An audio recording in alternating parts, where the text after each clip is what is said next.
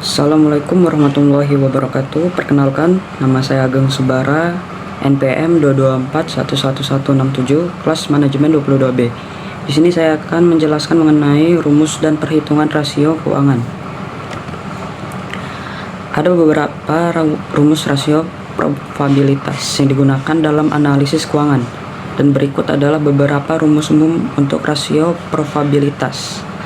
Yang pertama ada ROE atau Return of Equity, ROA Return on Assets, dan ROS Return on Sales. Return on Equity, lalu ada rumusnya adalah laba bersih dibagi ekuitas dikali 100 untuk mengukur tingkat pengembalian yang diperoleh pemegang saham dari ekuitas mereka.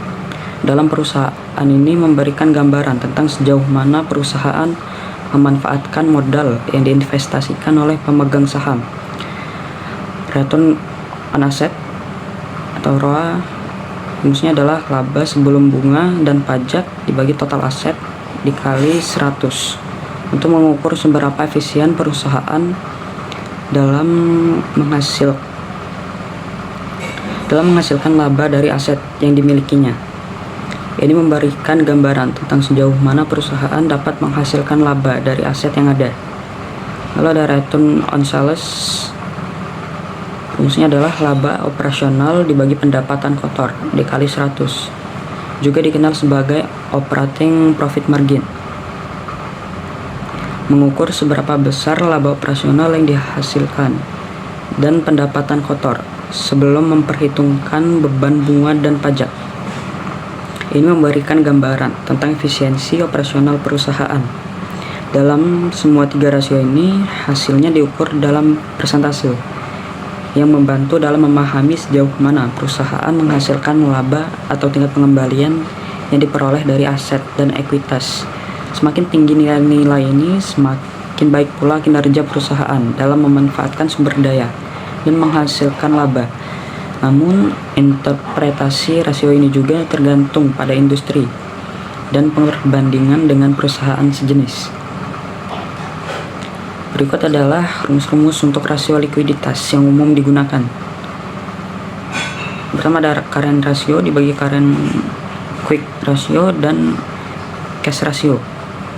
Current ratio atau rasio lancar, rumusnya adalah current ratio sama dengan aset lancar dibagi kewajiban lancar rasio. Ini mengukur kemampuan perusahaan untuk memenuhi kewajiban jangka pendek dengan menggunakan aset yang paling liquid, termasuk kas, setara kas, piutang, dan persediaan. Semakin tinggi rasio ini, semakin baik kemampuan perusahaan untuk membayar kewajiban jangka pendeknya. Lalu quick ratio atau rasio cepat atau rasio ACTES. Rumusnya adalah quick ratio sama dengan aset lancar dikurang persediaan dibagi kewajiban lancar rasio.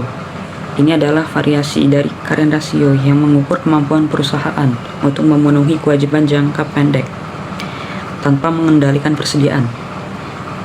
Ini memberikan gambaran lebih ketat tentang likuiditas karena mengabaikan persediaan yang mungkin tidak dapat segera diubah menjadi kas. Lalu cash ratio atau rasio kas, rumusnya adalah cash ratio sama dengan kas dan setara kas dibagi kewajiban lancar rasio. Ini adalah rasio yang paling ketat dalam mengukur likuiditas. Ini hanya mempertimbangkan kas dan setara kas sebagai aset yang dapat digunakan untuk membayar kewajiban jangka pendek. Semakin tinggi rasio ini, semakin baik kemampuan perusahaan untuk membayar kewajiban segera. Semua rasio likuiditas ini memberikan wawasan tentang seberapa baik perusahaan dalam memenuhi kewajiban jangka pendeknya. Current ratio memberikan gambaran yang lebih luas karena mencakup aset lancar selain kas, sedangkan quick ratio lebih dekat dengan mengabaikan persediaan. Dan current dan cash ratio sangat ketat dengan hanya mempertimbangkan kas dan setara kas.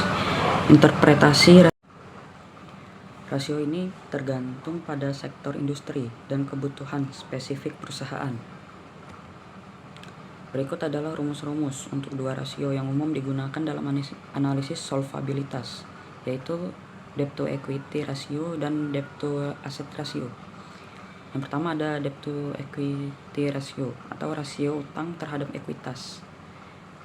Rumusnya adalah debt to equity ratio sama dengan utang atau dibagi ekuitas. Rasio ini mengukur tingkat utang perusahaan dibandingkan dengan ekuitasnya. Ini memberikan gambaran tentang sejauh mana perusahaan membiayai operasinya dengan utang dibandingkan dengan modal sendiri.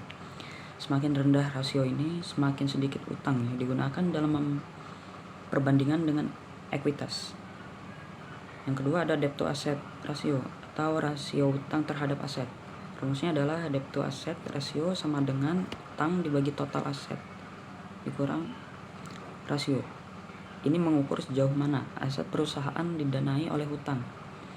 Ini memberikan gambaran tentang tingkat risiko keuangan perusahaan karena semakin tinggi rasio ini, semakin besar proporsi aset yang dibiayai dengan utang. Kedua rasio ini adalah alat yang berguna untuk mengevaluasi tingkat solvabilitas atau risiko keuangan perusahaan. Debt to equity ratio menunjukkan sejauh mana perusahaan bergantung pada modal peminjaman atau utang dibandingkan dengan modal sendiri, ekuitas. Sedangkan debt to asset ratio, utang terhadap ekuitas, dan rasio utang terhadap aset. Semakin baik situasi keuangan perusahaan dalam hal solvabilitas, namun tingkat yang dianggap wajar atau ideal tergantung pada industri dan tujuan keuangan perusahaan. Lalu ada rasio aktivitas, juga dikenal sebagai rasio perputaran aset, mengukur seberapa efisien perusahaan dalam menggunakan asetnya untuk menghasilkan penjualan. Ada beberapa rasio aktivitas yang dapat digunakan, dan berikut adalah beberapa rumus untuk rasio aktivitas. Yang pertama ada rasio perputaran piutang atau account receivable turnover. Rumusnya adalah penjualan kredit bersih dibagi rata-rata piutang dikurang rasio. Ini mengukur seberapa sering perusahaan mengumpulkan piutangnya selama periode waktu tertentu. Semakin tinggi rasio ini, semakin efisien perusahaan dalam mengelola piutangnya. Lalu yang kedua ada rasio perputaran persediaan atau inventory turnover. Rumusnya adalah biaya barang yang terjual dibagi rata-rata persediaan. Rasio ini mengukur seberapa sering perusahaan menjual atau mengganti persediaan selama periode tertentu. Semakin tinggi rasio ini, semakin efisien perusahaan dalam mengelola persediaan. Yang ketiga ada rasio perputaran aset total atau total asset turnover. Rumusnya adalah penjualan kotor dibagi total aset. Rasio ini mengukur seberapa efisien perusahaan dalam menggunakan total asetnya untuk menghasilkan penjualan. Semakin tinggi rasio ini, semakin efisien perusahaan dalam mengelola asetnya. Lalu yang keempat ada rasio perputaran kreditor atau account payable turnover. Rumusnya adalah pembelian kredit bersih dibagi rata-rata kewajiban kreditor. Rasio ini mengukur seberapa sering perusahaan membayar kewajiban kreditornya selama periode waktu tertentu. Semakin tinggi rasio ini, semakin efisien perusahaan dalam mengelola pembayaran kreditornya. Lalu yang kelima ada rasio perputaran aset tetap atau fixed asset turnover. Rumusnya adalah penjualan kotor dibagi aset tetap. Rasio ini mengukur seberapa efisien perusahaan dalam menggunakan aset tetapnya, misalnya pabrik dan peralatan, untuk menghasilkan penjualan. Rasio-rasio aktivitas membantu dalam mengidentifikasi sejauh mana perusahaan efisien dalam menggunakan asetnya. Semakin tinggi rasio ini, semakin efisien perusahaan dalam mengelola asetnya untuk menghasilkan pendapatan. Analisis rasio aktivitas juga dapat membantu dalam mengidentifikasi potensi masalah dalam manajemen persediaan piutang atau aset tetap yang mungkin perlu diperbaiki. Fungsi dan tujuan penggunaan rumus dalam analisis rasio keuangan adalah 1. Mengukur kinerja Lalu yang kedua, membandingkan dengan benchmark dengan menggunakan rumus-rumus ini. Lalu yang ketiga adalah identifikasi tren dengan menghitung rasio-rasio dari laporan keuangan dari beberapa periode waktu yang berbeda. Perusahaan dapat mengidentifikasi dalam kinerja, misalnya apakah probabilitas perusahaan meningkat atau menurun dari tahun ke tahun. Itu saja yang bisa saya sampaikan. Saya akhiri. Wassalamualaikum warahmatullahi wabarakatuh.